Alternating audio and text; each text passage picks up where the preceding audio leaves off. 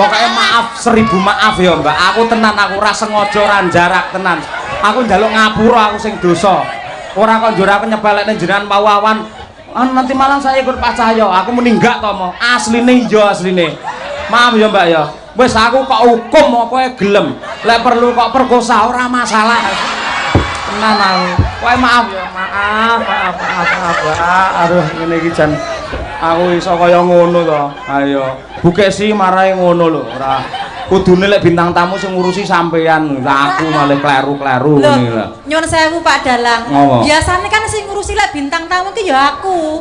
Ning kok khusus Elisa kok sampean dhewe enek apa sih sebenarnya? Kula niku kan kenilii sik riyen chatnya. Pak tolong dicek chat kita waktu Januari. Oh, chat saya sama kamu yang dulu-dulu udah saya hapus. Saya aku tabak ngono. Mbak sumpah. Atiku geloro sih. Mbak yakin ya asline aku ora menghapus chatku karo chatmu. Tenane. Sing menghapus Bukesi lho, Mas. Ayo iki, ya iki. Kuwi Om. Bu saged mboten. Ngati-ati Bu, ampun kesusu. Ayo. Aja keburu nafsu, malah glundung, malah tombok kok. Sawas Bu. Gocek Om. Waduh. Mriki, minggah mriki. Minggah, nggih. Nggih. Cak Miksi. Nggih. Assalamualaikum Bu. Miki pun dipun caketaken. Mik niku nggih caketaken tutuk nggih. Ampun ado-ado. Jenengan pun sepo ketoke karo mik kok wis gila modele. Asmanipun sinten Bu? Bu Kamijah. Bu Kamijah. Bu Kamijah. Nggih. Kamijah. Nggih. Daleme pundi? Kula Tiron Nglames. Nggih. Tasih kagungan garwa? Tasih. Nggih. Putra pinten? Kalih. Kok Tiron Nglames iki tebih to keng mriki? Nggih. Kok nganti keroyo-royo dugi mriki niku sebabe napa? Kula nggih. Heh? Kosik to Pak, kosik. Tak takoni iki bujah iki kok pripun? Kula nggih remen seni ngoten iki. Remen seni. Enten Pak Cahyo kula nggih rawuh. Rawuh. Nggih, ngrawuhi nggih. Nggih. Nggih. Sing disenengi saking Pak Cahyo napanipun, Bu? Napa Bu? Ganteng. Ganteng nggih Kuwi lho buke surungokno aku lumayan yo an. Ngono ning omah kok getaki ae. Ya. Bu, ngapunten Bu. Jenengan niku lho Bu kok tetek men ngomong bojoku ganteng. Mong nek bojone ning kene lho Bu. Wong fakta nggih Bu nggih. Nggih, mboten napa. Putrane pinten wau Bu? Kalih. Sing bajeng? Bajeng pun omah-omah. Pun omah tegese pun mboten nyuwun raga jenengan. Mboten. Sing nomor loro? Tesih bujangan. Bujangan. Kakung napa putri? Jaler. Biasane wis nyambut gawe dhewe to niku? Sampun. Jenengan diupeni kalih garwane jenengan. Berarti rene ra butuh dhuwit berarti. Bojone ning griya. Nggih. Nggo, ayo saniki nembang riyin mangke. Ya, nggih. Panas mlaku orang gawe payung sandale diseret delamaane mlendung Surabaya keker musine Medion Jakarta janji rukun tetap merdeka. Apal tenan lho. Ora mandeg blas lho, apal jenengan Bu. Nggih, kula dongaaken jenengan panjang yuswa. Amin. Jenengan donga kalih dhuwit milih ndi? Mriki lek ngoten saliman kalih Pak Dalang riyen lek ngoten. Nggih. Salaman mriki nggih. Yuswa pinten? Pun lahiran swidak gangsa. Niki mangculke to kok banget dicekel terus. Niki Tondo Trisno nggih. Tondo Trisno kagem panjenengan nggih. Benjing mirsani melih teng Sakti TV nggih. Nggih, matur nuwun. Mbah nuwun nggih. Luar biasa lho ngono kuwi. Ayo. Engko lek gara-gara enek sing wani nembang neh ganti Mbah Kakung, engko tak caosi neh. Ning gara-gara engko. Ayo nggih. Wah, nggih, matur nuwun Bu. Wah, munggah panggung kok. Ayo. Sandale ya Neckerman kok ya. Ayo. Piye ngono ki piye ya ngono. Nggih, saya sanget nggih, Pak. Ternyata warga Madiun niku sami budaya. Nggih. Nggih. Buktine? Buktine lho sedaya jenengan jak nembang panas-panas melaku sami ngertos, sami saged. Heeh. Sakniki kula lho saged panas-panas melaku kok mboten jenengan sawer 200. Kowe iki sesuk-esuk kok kurang entukmu ya semono lho. Lho tapi kan kula nggih saged panas-panas melaku. Lek ngono sing keri dhewe Madiun Jakarta iso mak ganti alamat liya apa ora? Madiun genti ngendi ngono iso ora? Lek iso gampang tak tambahi esuk-esuk. Ayo. Lek mau genah Madiun Jakarta janji rukun tetep merdeka. Lek kowe apa, Jan? Jogja. Oh. Madiun Jakarta. Ya liyane Jakarta. Liyane Jakarta. Heeh. Jogja. Lho dibocori lho Madiun Ponorogo lho. Ayo.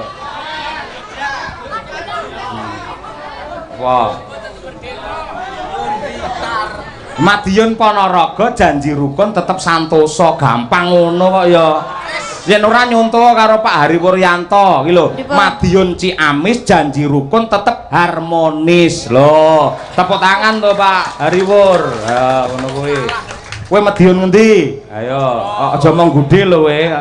Mboten. Ngendi? Ya. Madiun Guyangan.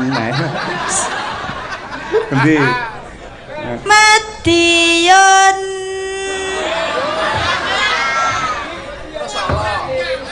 Ngendi? Kedap. Madiun Madiun Semarang janji rukun semua senang loh. Oh iya. Loh, betul. Heeh, ning kowe mundak-mandek kok marahi ora. Madiun Semarang janji rukun semua jadi senang. Kurang apik kuwi. Napa? Madiun Semarang pengen rukun nanggap wayang lho ngono kuwi. Ayo, saiki ngene sampean bawa pangkur caping gunung ya toh. Engko nggen langgame jenengan karo Pak Hariwur tak aturane mrene ning sampean bawa sik. Nggih. Mergo Pak Hariwur mesti anggere paring dawuh lumantar YouTube mesti ngersake ya kuwi caping gunung elingo dek zaman berjuang. Nggih. Pak Hariwur siap-siap nggih, Pak. Siap-siap ngopo? Mboten siap-siap mengki kan badhe anu to, badhe minggah ngoten lho. Oh iya. Mesti nembang. Mak teratap ya aku. Ya ben gayeng dijenglengke Umi Hafifah ya. Ya, Dek. Saben bengi nyawa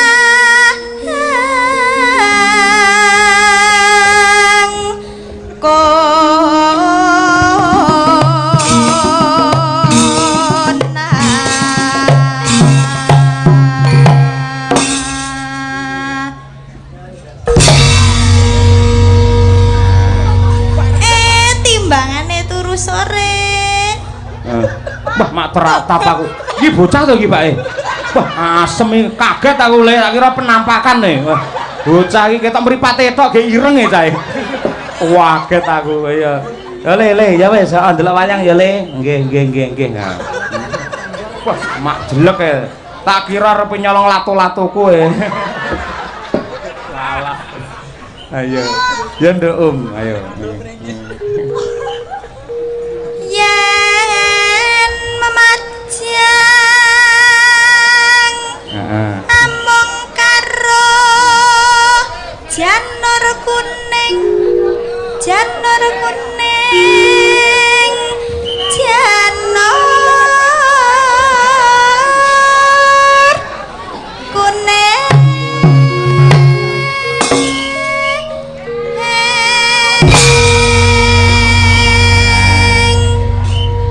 Terus, ya. Kembang wae weton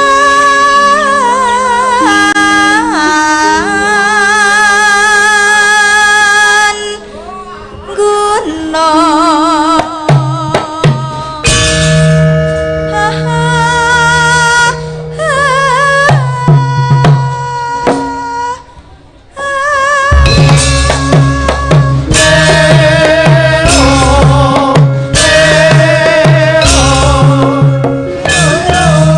Bob sing dosa aku sing klera aku tak njaluk ngapura sik aku.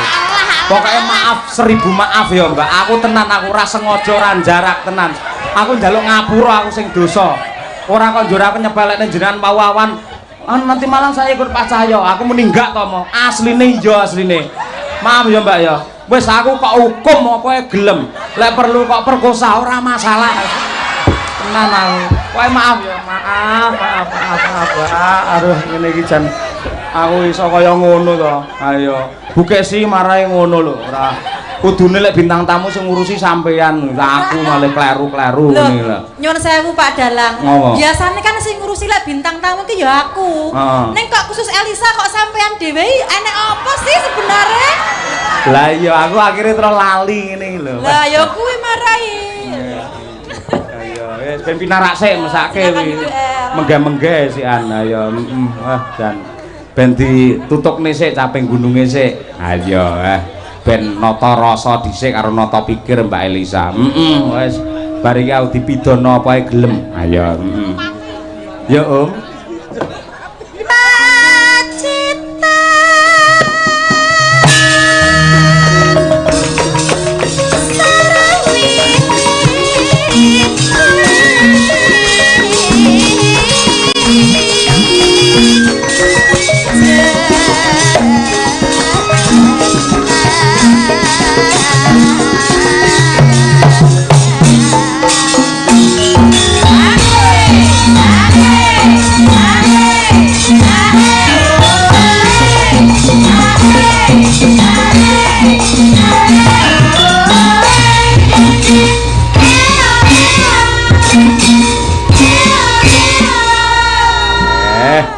Jane mau bengi lak awake dhewe ning Darmareja. Ya, karo Kang Rajamala wis dilekne. Mosok hari koperasi ora nek bintang tamune. Aku ya njawab ora enek. Medyane senengane klasik aku wis ngono. Bae aku sing luput. Ha iya.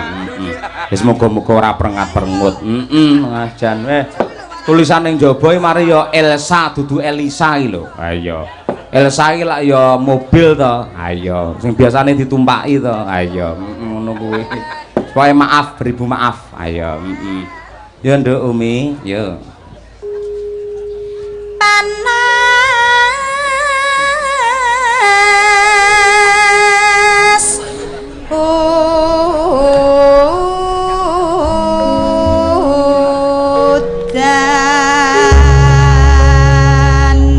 Saka Mbak Lia, parian sih Mbak Lia. Monggo tentang Hari Koperasi boleh, tentang KUD Tani Jaya boleh, ngrenggo Piyai Sawan juga boleh, bebas. Ya Mbak. Beli pepaya. Beli pepaya. Pepaya dicampur es. Rasane piye kuwi kok? Seger ta? Oh seger, iya cocok karo hawane. Terus KUD Tani Jaya. Semoga tambah sukses. Kela. Allahumma amin. Lanjut. Ayo, iki mau sing arep mbanjeli Mbak Elisa ya iki. Mangkele Mbak Elisa mboten dugi wakile kula. Ayo. Kan Elisa dan kawan-kawan. Saya kan kawannya. Iya. DKKI dudu dan kawan-kawan ya Dik ngawut ae. Lah iya. Ngono. Ayo mosok Elisa dan ketek-ketek ora. Ayo Mbak Tuti, ayo. Jengking. Lah jalan. Mengkirian toh Pak Yoyo. Piye Mbak Tuti? Dengarkan dulu, jangan berpikiran yang negatif. Ayo. Jengking. Terus Karo mekangkang. horor iki ora. Enggak Pak Yoyo, dengarkan dulu, saya tuh selalu punya inisiatif untuk menuju positif. Waduh. Teater Banjoli Elisa Rasido lho. Ayo. Terus piye terus e? Jengking karo mekangkang, timbang padha mbeling, monggo sedaya mirsani wayang. Ya. Allahumma amin. Matur nuwun untuk Yuyu Kangkang. Ayo. Ayo istriku, ayo. Bar iki pokoke bintang tamu urusana dhewe Bu, aku arep melu-melu. Ndak lali neh. Ayo. Kapokmu kapan? Ayo. Ayo Bu, iya. Ana jamur neng pinggir sumur nderek Pak Hariwur Kabupaten Madiun semakin makmur. Allahumma amin. Sik melih ibu-ibu nggih Bu nggih. Allahumma amin. Sindene men meneng jenengan. 1 2 3. Lho, kaya ngono kuwi, ngono lho. Ayo apik. Jane Mbak Elisa ra teko diwakili ibu-ibu wis dadi ya. Dadi guyon ora. Sip Bu, sip. Ayo. Terus Mbak Winong Nawangse, yo. Ya yo ya yo. Mbak Elisa. Mbak Elisa. Diwayuh Pak Cahyo. Hei.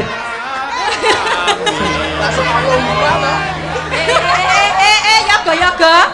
Kita pada setuju kabeh ya. Rumangsamu aja aneh-aneh to, Nong. Ucapan adalah doa. Mulai nganti kelakon tenang rumah sama aku ora seneng apa piye. Malah ora nggih. Ning iki lho jawabane iki lho. Ayo jawabane iki lho mesti apik lho. Lho. Koperasi Tani UK apa? UKDW ayo baleni Dik, wong arep ora ayo. Malah koperasi UK ora ayo. Ngene lembut kuwi ora ayo. Ayo. Ayo Mbak Elisa ndang. Mbak Elisa diwayuh Pak Cahyo. Koperasi Tania Jaya. Iki malah Pak Karno Tania Jaya iki maksudmu ora? Oh Tani Jaya ya. Jaya. Oh ya. Oh KUD ya diulangi. Berat iki saiki. Jane ya ayu, suarane apik ning pekok. Maaf.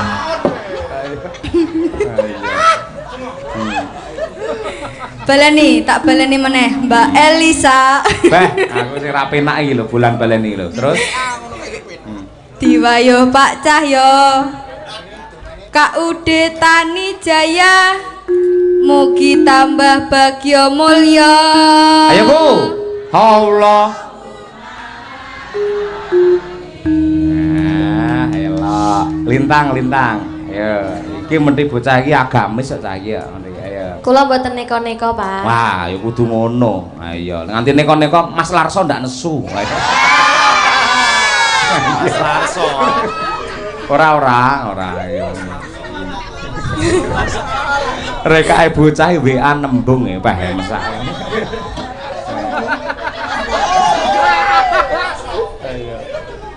Heeh. Ya Tang. Dolanan Tamiya. Karo Mas Larso. Lah. Heeh. KUD Tani Jaya mugi sukses saklaminya. Yo Allahumma amin. Top nggih. Ngarsa meni malingkang.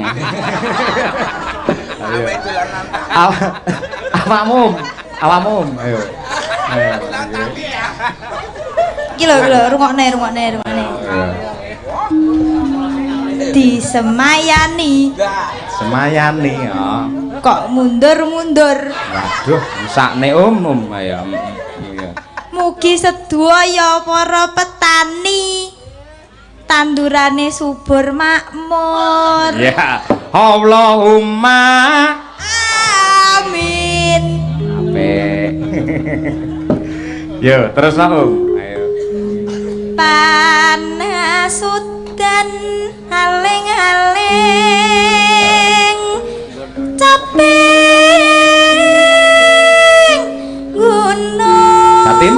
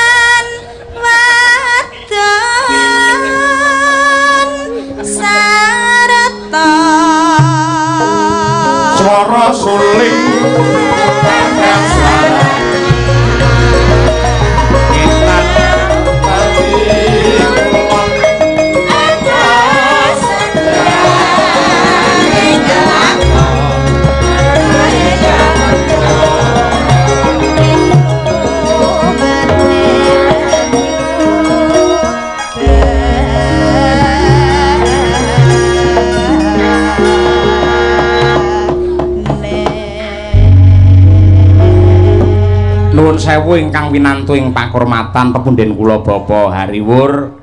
Kula nyuwun kanthi sanget mewakili warga masyarakat Sawan Madiun mriki mboten ketang namung sak gebiaran monggo tindak dhateng pepanggungan paring dawuh lan ugi nyekar sesarengan caping gunung wonten ing pepanggungan mriki. Ya. Monggo Bapak, para masyarakat nyuwun tepuk tangan untuk Pak Hariwur. Monggo Pak Hariwur. Monggo mriki kula entosi penontone wis ngenteni Pak Hariwur katuran mriki Pak Hariwur matur nuwun.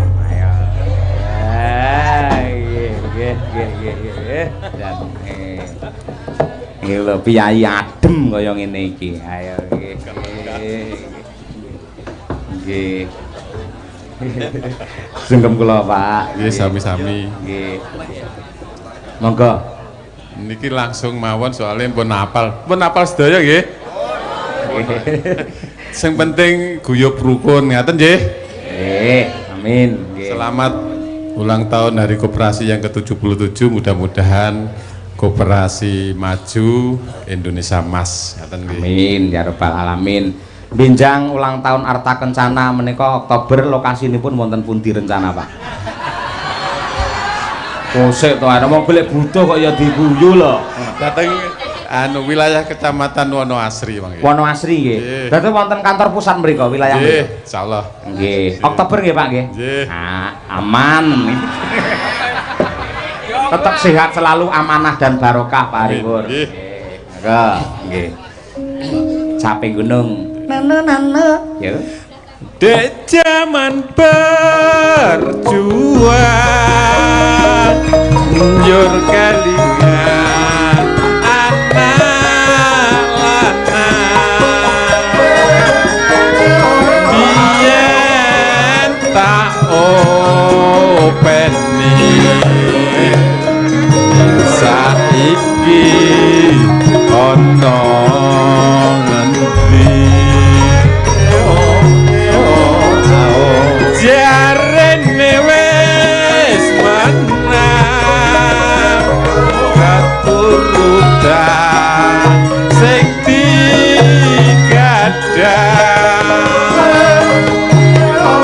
awen nate janji saiki ana ngendi jarene wis menang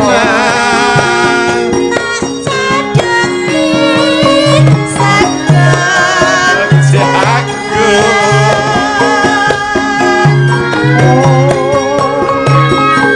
yen mendung tak turuti caping gunung.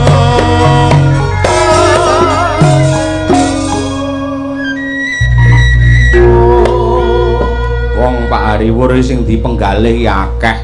Kersa ngapalke caping gunung wis pira-pira. Ayo nggih. Mboten napa-napa, Pak, nggih. Lek sing salah jenengan ra masalah, nek sindet sing salah ya potong tenan. Nggih. Guyon, Pak, guyon nggih, nggih. Soker bisa nyawa gunung desa hati rejo ini ora ilang gone padha lara lopo. Nyuwun tepuk tangan yang meriah untuk Pak Hariwur, luar biasa menyatu dengan budaya. Nggih. Nggih. Napa kok repot-repot, Pak? Matur suwun, Pak. Sembah nuwun Pak Hariwur, wis lemah teles. Nggih. Mugi-mugi tambah barokah dan cair-cair. Matur suwun. Mbah nuwun. Ayo, sepenting tetap sehat lan ugi tansah pinaringan sabar lan kawicaksanan. Tenan. Wis arep golek sing kaya apa to, Nduk? Nduk wis tentrem rahayu kaya ngene kok. Ayo, Yo, pun mari kesel, Mbak. Aman? Aman, oke. Oke, para pirsawan yang budiman. Selanjutkan kita tampilnya. Ayo. Mbak Elisa Urcarus Alaso. Ayo, coba kaya apa? Yo, dikurmati bareng-bareng tukung-tukung dados. Yo.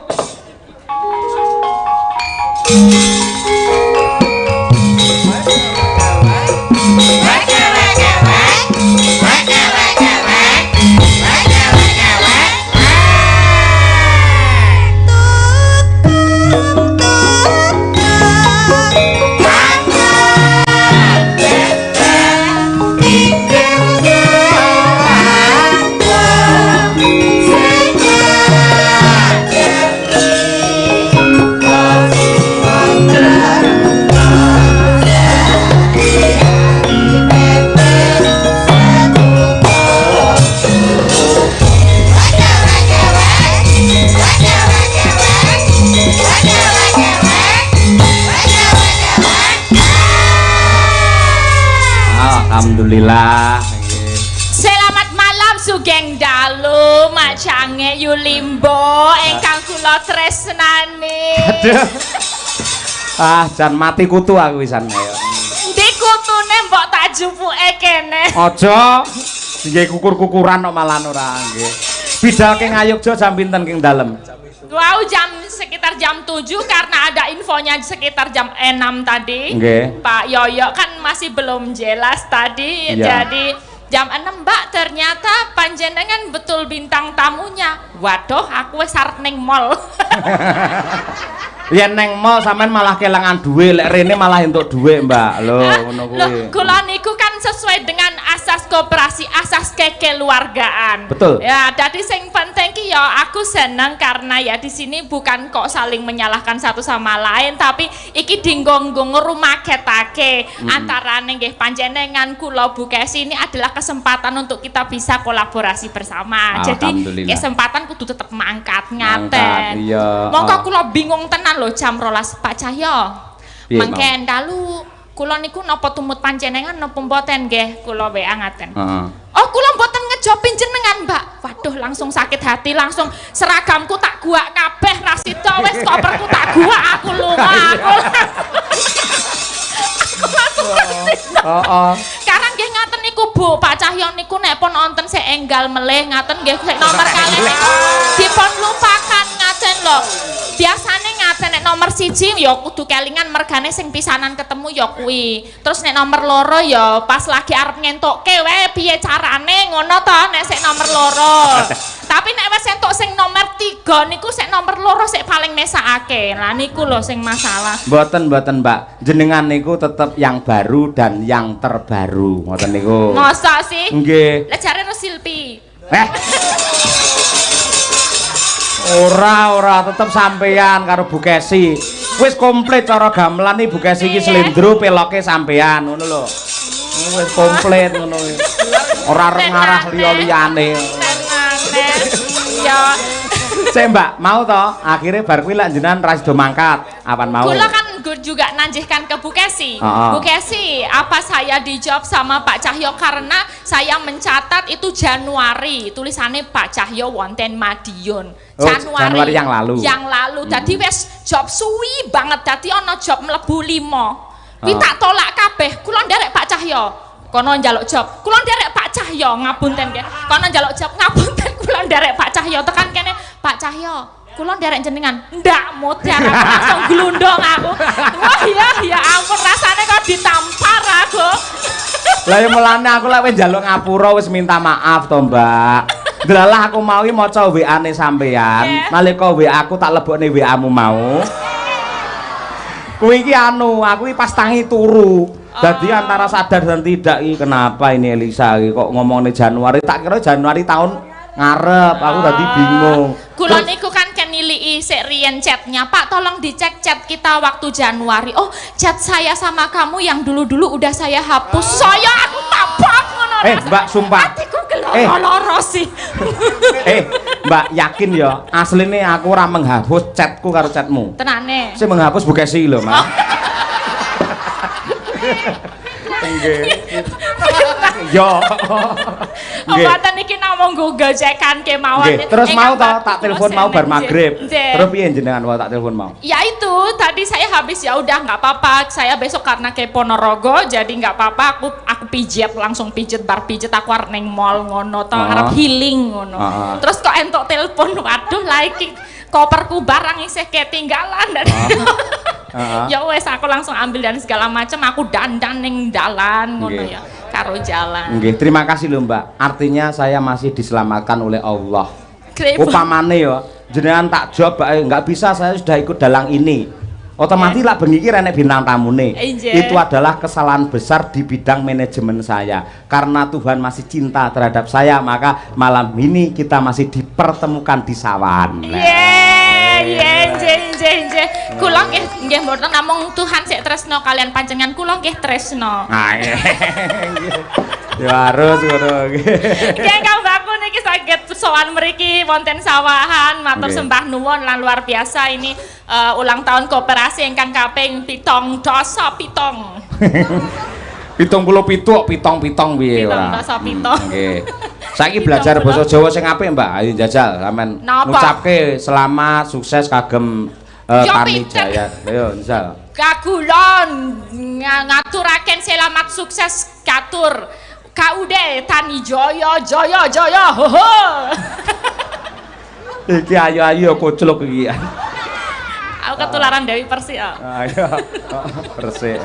Moga-moga nggih menika di sela-sela ada banyaknya media digital ya untuk kita punya e-commerce dan segala macam iso golek ono pay letter dan segala macam ini untuk petani teman-teman yang ada masyarakat desa isih mempertahankan koperasi unit desa lah kuwi poin plus mergane ngopo nek koperasi kuwi iso nyangkuyung satu sama lain mergane kuwi asase kekeluargaan. Dadi nek misalnya arep nyambut gawe indilalah modalnya kurang lah kuwi iso diewangi karo koperasi. Nek misale arep golek modal utawa golek alat utawa apa ubo rampil liyane dilalah ra ono duwite iso direwangi koperasi. Neng koperasi kuwi sakjane kan duweke anggota kuwi kabeh. Dadi sing ngewangi ya dari kita oleh kita untuk kita kuwi ya koperasi kuwi. Luar biasa. Tepuk tangan untuk Mbak Elisa. Cerdas tenan lho. Aku mbiyen mantan yo melu koperasi terus sing tak anteni mung siji. Apa? SHU.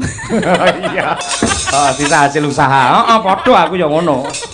Nggih, luar biasa untuk yang masih mempertahankan pokoknya dinggo membangkitkan perekonomian masyarakat desa secara bersama-sama nganggo koperasi. Nggih, sip luar biasa. Alon-alon ya Mbak karo nembang. Nggih. Menika wonten awala. Assalamualaikum warahmatullahi wabarakatuh. Nggih. Waalaikumsalam Pak Cahyo. Ing wekdal dalu niki kula nyuwun gending pepiling kalian podang kuning. Gending menika kula aturaken dumateng para pamirsa ing wekdal dalu niki. Semoga Pak Cahyo Kuntadi dipun paringi sehat, banyak rezeki, krumadang karajaya selamanya. Amin. Dari Pak Harsono saking Dukuh Benguk. Nggih Pak, leres.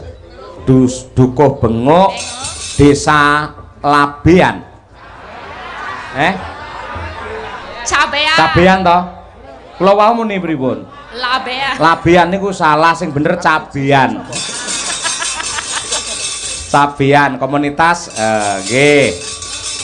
Persatuan Penyandang Cacat. Wah nggih. Pak Arsono, wassalam. Nggih. Siap matur nuwun. Nggih. Udang kuning ya, Pak? Siap, udang kuning. Nggih, coba kaya apa? Karo kita mbok kangen. Nggih, enggak. Mbak Elisa Urcarus Alaso yang insya Allah tidak lama lagi beliau akan menghabiskan masa lajangnya menikah dengan pria yang dicintai. Amin. Pengestune Pak. Siapa tuh? Pun duwe niku calon Pak. Nggih. Ngaten niki lek butuh hiburan mawon nggih, gojek mawon nggih. Nan.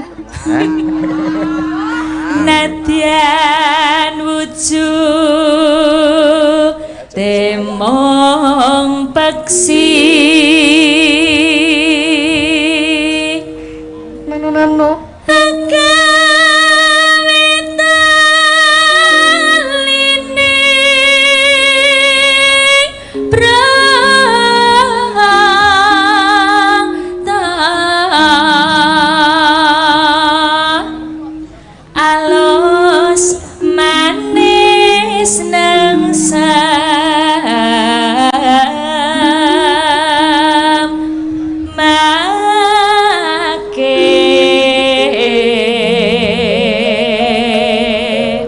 ampun kesupen Mbak, calonnya tanggal 30 Desember awake dhewe duet neh. 30 Desember. Nggih, Wis fix positif apa ora? Pun DP kok ya positif. Ora sida iki abot lho, kuwi mayang lho, ora mung bintang tamu lho, engko Iya. ora Mbak ra sida. Sida lek kuwi asli Tenan lho. sida. Heeh, tenang. Iya, Ayo. oke. Nggih.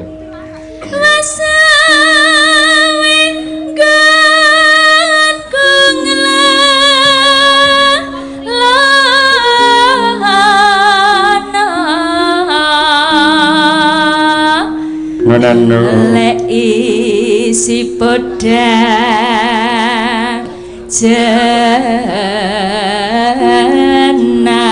jenar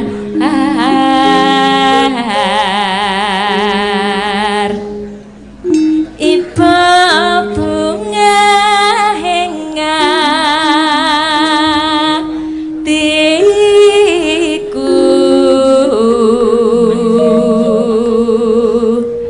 nyanding bisa dadi tombo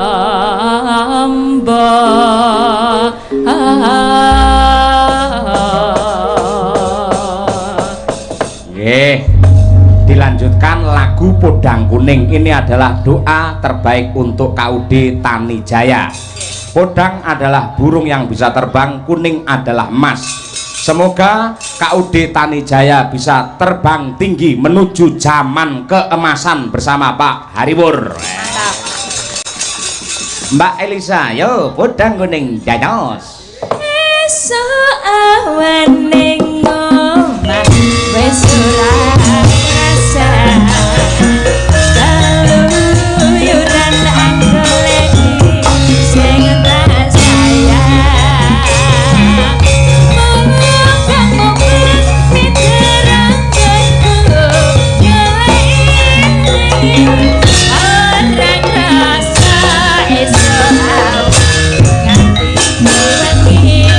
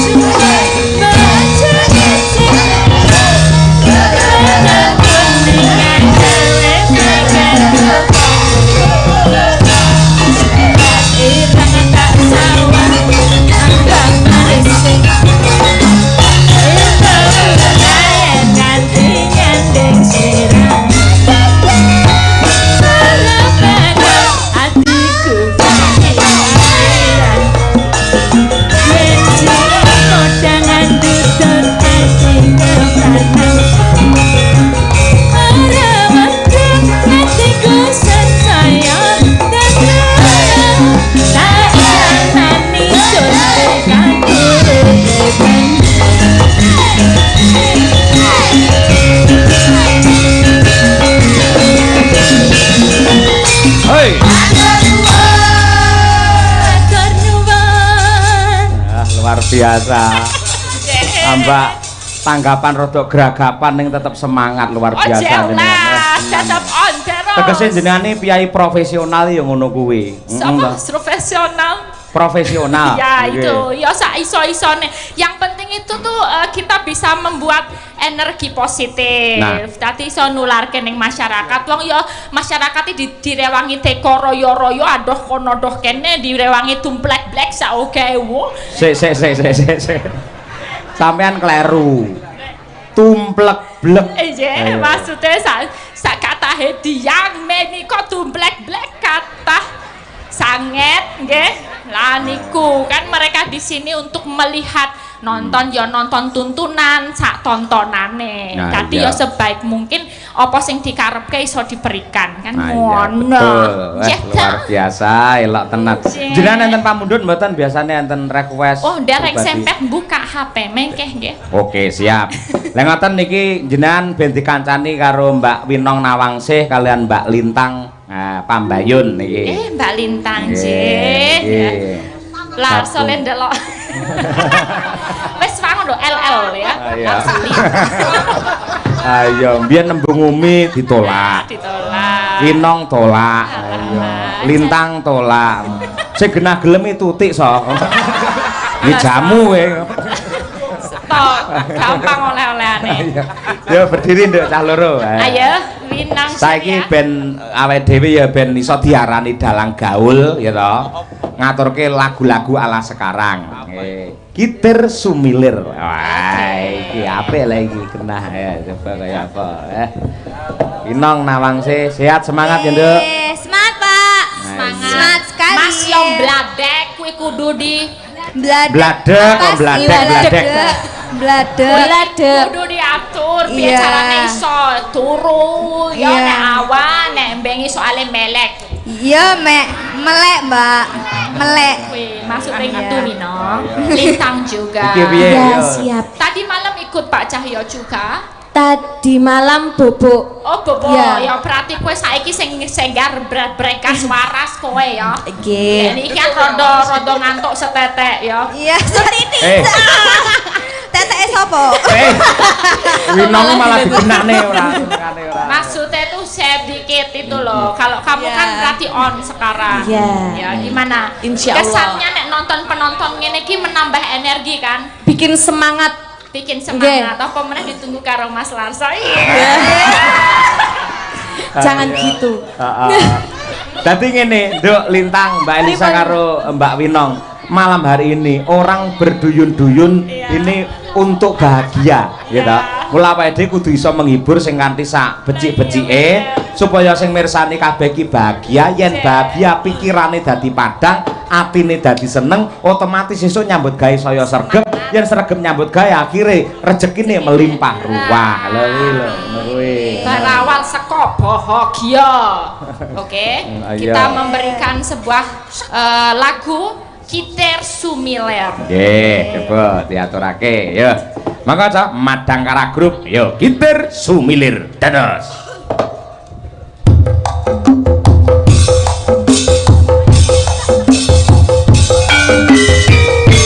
Hey, ho, hey.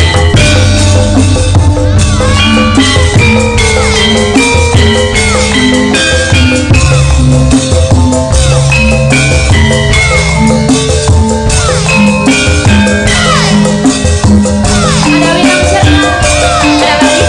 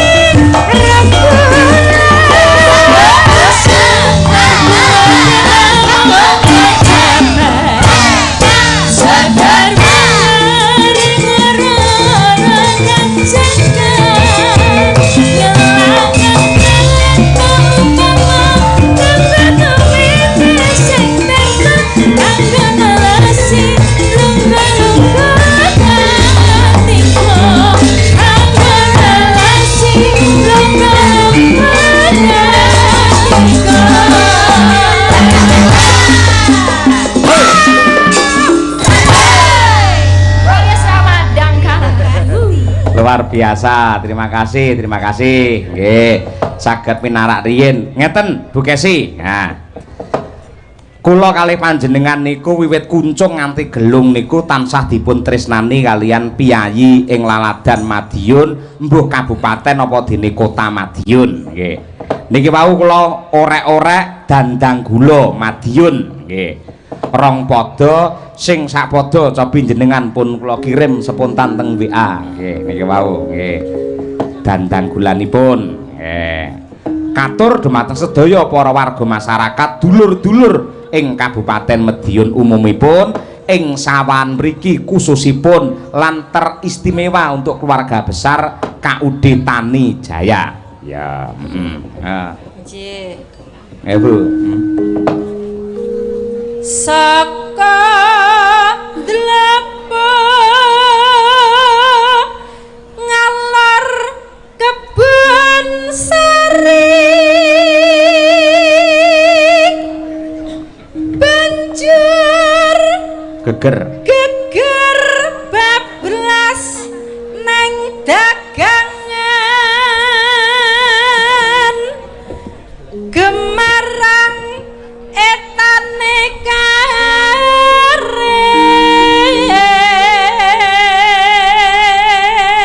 iki wilayah-wilayah yang ada di Kabupaten Madiun. Menawi enten sing kelentu jenengan lersaken bapak-bapak ibu-ibu. Nah, terus sawan jiwan wungu belerejo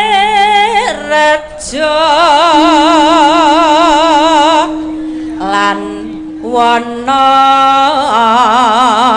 asri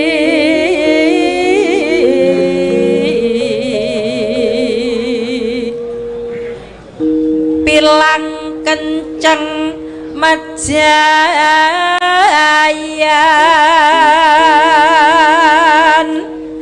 caruban lon alon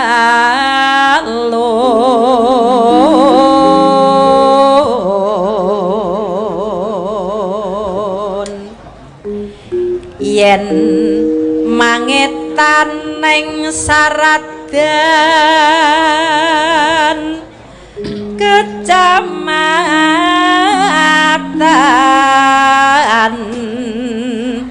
wis kondang alase jati Madiun kampung silat.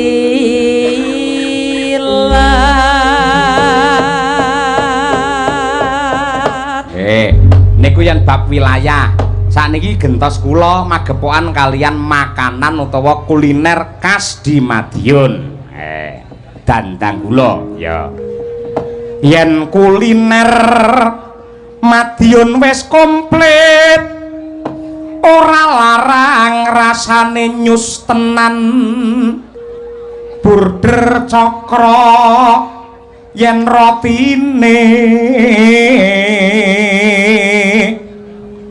tahu tepolan telur sego pecel wis nomor siji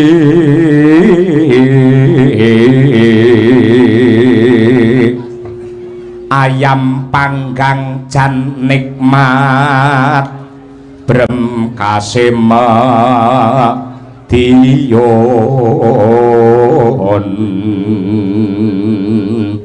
yen soto jalan kutilang sego jotos ralali rujake petis yen gudhe dodol empal.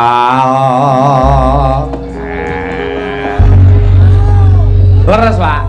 Nggih, nggih.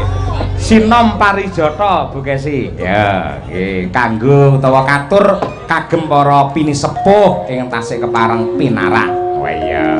Ya, nggih. Ya diaturake ya Bu Kesi Rahayu sing klasik. Nggih. Ya, Bu.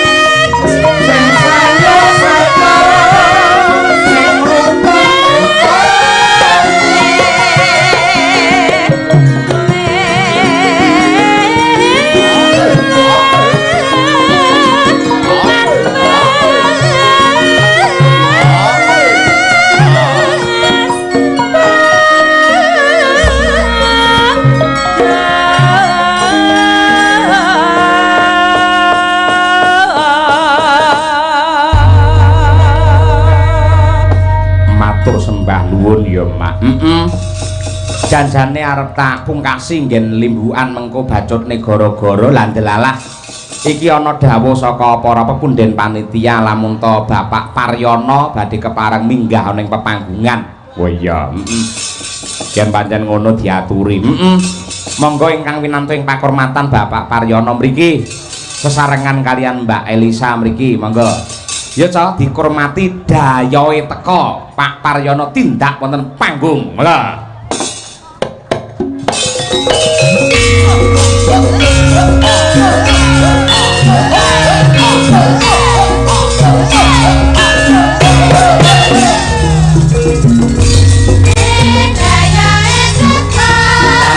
Enggal bapakku kelah mokoso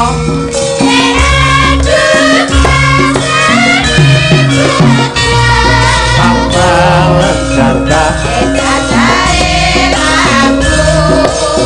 kawe isin lakake oleh